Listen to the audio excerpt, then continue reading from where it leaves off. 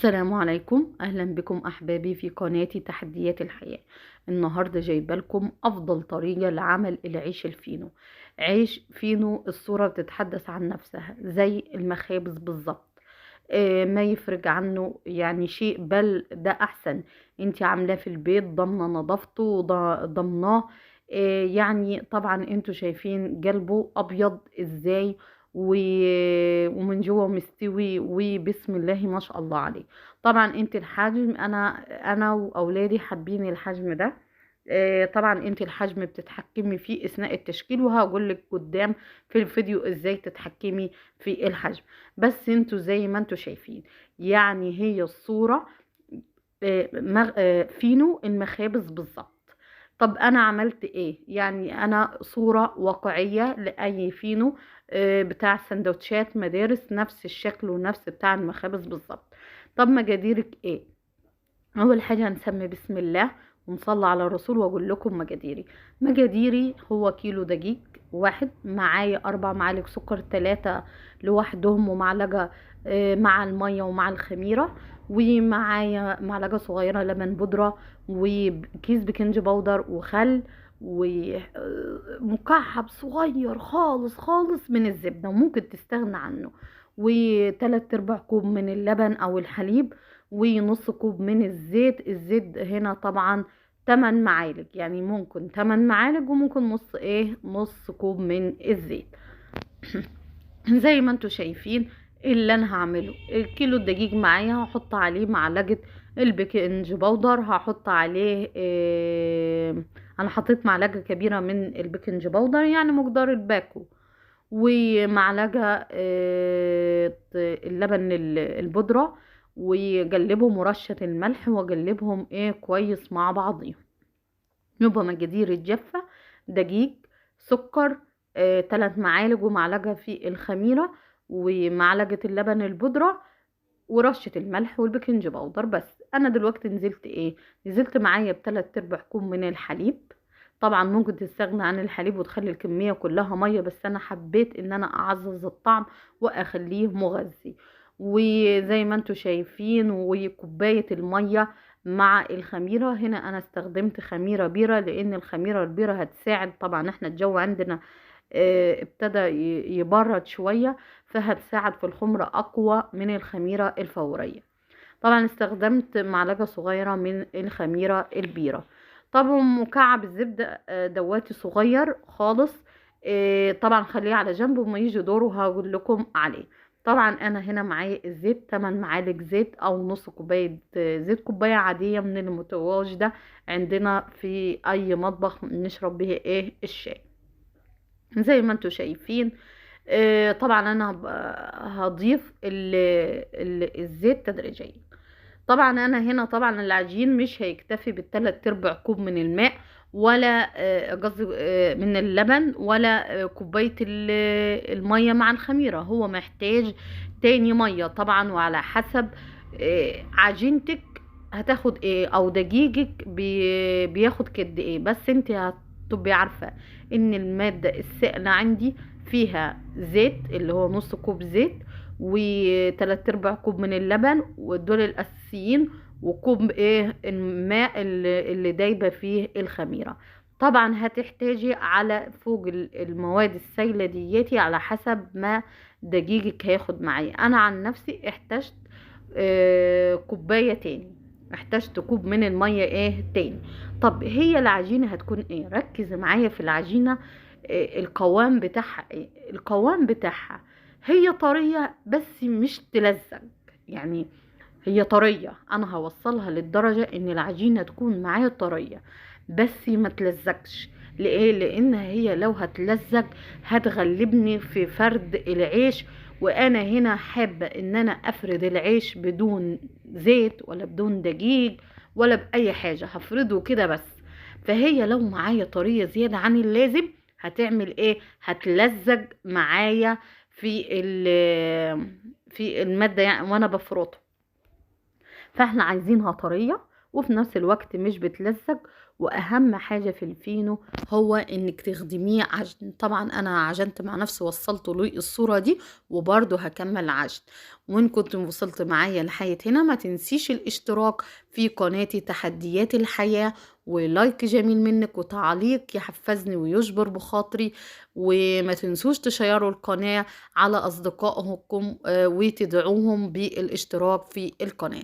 طب أنا دلوقتي عملت ايه؟ أنا ما حطيتش مية، أنا بليت إيدي عشان إيدي تنزل في العجين وأتحكم فيها كويس. كده بلة بسيطة من المية وابتدي أعجن. أنا معايا عايزة أخدم العجينة معايا، أخليها ناعمة. النعومة بتاعت العجينة دي بتيجي منين؟ بتيجي من العجن. دلوقتي مكعب الزبدة مكعب صغير خالص. طب ايه فايدة المكعب؟ المكعب ده يا بنات فايدته معايا ان بيخلي العجينة تحتفظ بالمية جواها، ما تنشفش. طبعا في ناس بتحط بيض ومش عارفة ايه، لا انا حفزت الزبدة، اي نوع زبدة عندك عن البيضة. هو بيخلي فايدته بيخلي العجينة معايا تحتفظ بالمادة السائلة جواها، بيكون فيها ايه؟ مادة سائلة كده، وبيديها هشاشان وبيجعلها قطنية. طبعا انا معايا المفرش ده طبعا مخصصة للعجن نظيف وكده، بعجنها وبكمل وبخلي العجينة كلها تتشرب الزبدة معايا. طبعا انا هنا بعجنها ايه كويس. طيب ايه دواتي انا الفينو اسهل بتاع بره؟ لا يا بنات، انتي لو حسبتيها هتلاقي مجهودك ده مش حاجة بالنسبة يعني انا هنا بكيلو دقيق عملت 45 رغيف، عملت 45 رغيف. يعني ده مش حاجة، ده هيوفر لي كتير. والمكونات اللي انا حطاها دي من البيت، كلها من البيت. الزيت موجود في البيت، السكر موجود في البيت، حليب البودرة موجود في البيت، ممكن تستغني عنه خالص. كل المجادير اللي معايا موجودة من البيت. طب انا ما عنديش وقت ان انا اعمل، لا، بعد ما تخلصي مذاكرتك انت واولادك وتخلصي كل اللي وراكي، جمعي الاولاد يفرطوا معاكي ويلفوا معاكي واعملوه مع بعضيكم، هتفرحي. هيبقى ليه فرحة، بجانب طبعا حاجة البيت النظيفة، بجانب ان هو ايه، اوفر بكتير وانضف من بره. وزي ما انتوا شايفين بسم الله ما شاء الله طالع ناجح معايا. هنا انا بقول لكم طبعا انا سبتها تختمر، اخدت معايا خمرة حوالي عن ساعة الا ربع. طبعا هبتدي اشكلها. انتوا شايفين العجينة عاملة زي الملبن في ايديا، ناعمة ممتازة العجينة في ايديا، وفي نفس الوقت مش بتلزج معايا. طب ايه فايدة الميزان دواتي وايه اللي بتعمليه؟ انا بقول لكم انتوا هنا بتقدروا تتحكموا في حجم الرغيف. انا حجم الرغيف اللي انا كنت حباه وعملته لاولادي كان بيفكرنا بايام زمان. الله يرحم والدي، كان بيجيب لنا العيش الصغير ده، وكنا بنحبه وبيبقى ليه فرحة نوع تاني. يعني من نوع تاني، وهو الطفل يعني بياخد الرغيف على بعضيه احسن من انك انت تقعدي تجسمي العيش وكده. فانا حبيت الحجم ده. الحجم بتاعي ده عملته بايه؟ عملت الكورة زي ما انتوا شفتوها على الميزان 35 جرام. انت عايزة فينو اكبر هتخليها 40 جرام، عايزاه اكبر هيبقى 43 جرام. بس لو زودتي عن ال 43 جرام هيكون معاكي العيش كابس وتجيل، ومش هش ومش قطني ومش خفيف في ايديك. يبقى انا كده معايا اقصى حجم معايا لحجم الرغيف هو 43 جرام. طب انت اللي عملتيه؟ انا عملت 33. طب انا كل كورة هقعد اوزنها؟ لا طبعا. انت اول كورة بتشوفيها بالنظر. لو انا ما عنديش ميزان، بالنظر الكورة اللي انا عاملاها تبص بالنظر وتعملي وتشكلي زيها. ماشي، اتفقنا. بس كده. فانتي هتتحكمي طبعا لو عندك ميزان هتوزني اول كورة، وبالنظر هتمشي بقية الكور كلها نفس المقاس. انتي معكيش ميزان خالص، بالنظر شوفي الكورة اللي انتي حابة شكلها معايا، وهتعمل الرغيف اللي انت حابه شكله. حباه اكبر من ده شويه يبقى انت هتخليها 40، حباه اكبر يبقى 43، ما تزوديش عن ال 43. وانتوا شايفين دلوقتي قدامي الصوره يعني بتتكلم، الفيديو يعني شارح نفسه، اني انا بفردها بالنشابه وبعملها يعني بلفها رول كده من الناحيه اللي هي ايه الطويله. لو انا هلف من الناحيه الصغيره يبقى انا كده هواتي هعمل الرغيف صغير، انا عايزه الطول يكون كده. فشايفين انا بفردها ومعايا بلمها كويس وبقفلها كويس، علشان لو ما لمتهاش كويس وقفلتها كويس هتعمل ايه؟ هتفك معايا مع الخمر. وانا اما اتركها يعني في الصجان تختمر هتفك معايا، وشكل الرغيف مش هيكون منظم او زي اللي بنجيبه من بره. فزي ما انتوا شايفين طبعا انا الكمية كلها عملتها من نشابة. انتي وقت ضيق جيبي الاولاد يشتركوا معاكي ويعملوا معاكي يعني من نشابة، واحد يفرد وواحد يلف يعني، وساعدوا بعضكم.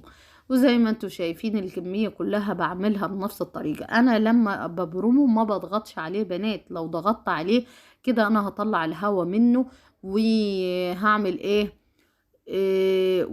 وايه هيبقى زي الكحك كده. لا انا بفرده بحيث ان هو يكون شكله منتظم معايا وفي نفس الوقت ما بضغطش عليه. وادي طبعا زي ما انتوا شايفين انا هخلص الكمية كلها مع نفسي، وانتوا بسم الله ما شاء الله شايفين 4 صجان مليانين. طبعا انا دهنت وش العجينة معايا بمية وزيت بفرشة عادية، وبعد ما طلع من الفرن مشيت عليه بفرشة بمية بزيت بحيث ان هو يطرى معايا. وزي ما انتوا شايفين الصورة بتتحدث عن نفسها. وان كنتوا وصلتوا معايا لحد هنا ما تنسوش الاشتراك في القناة، وان كنتوا استفدتوا من الفيديو شيروه ودوسوا لايك جميل منك وتعليق كده يحفزني ويشجعني.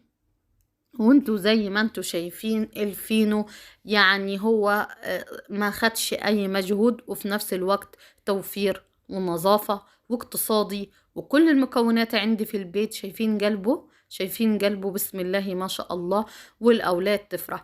طيب انا الكمية عندي مش هستخدمها كلها، في اكياس زي اكياس التخزين واشيله في الفريزر، واطلعه مثلا من الليل يفك، ومثلا ادخله الميكروويف لو عند حضرتك. لو مش عند حضرتك هتدخليه فرن البوتاجاز بعد ما تسخنيه، او تجمريه على طاسة على مصفى يعني. وانتهى الفيديو، والسلام عليكم ورحمة الله.